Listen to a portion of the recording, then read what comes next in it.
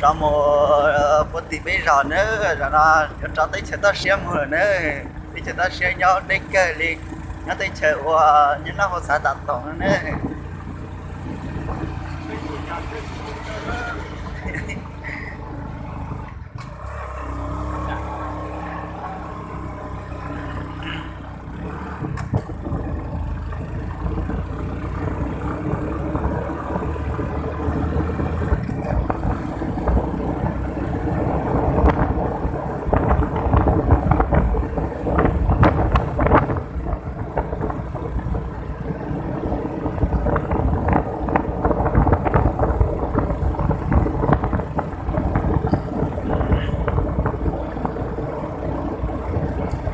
cho ta sẽ là cái rong cha này nè, ra cái gì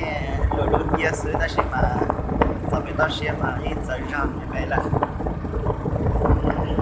bên ông tất cả những gì tại nhau không thể là những vật chế chỉ cho đến thêm mát chút nè.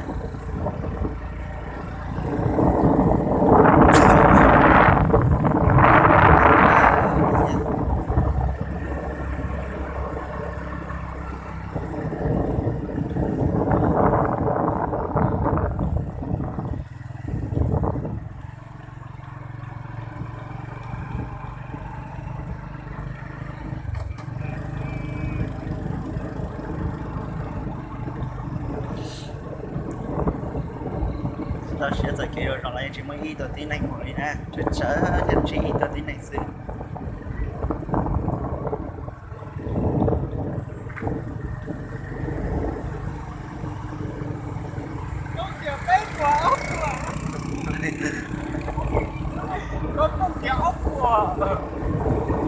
Rồi bếp đó lên nè, người ta là xe nè.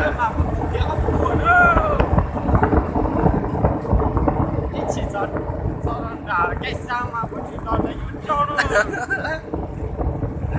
đó là một tốt của nhà bọn ta để xí mà tới đây kìa nó sẽ là bao lúc chúng ta sẽ xí với chuyện là những của trò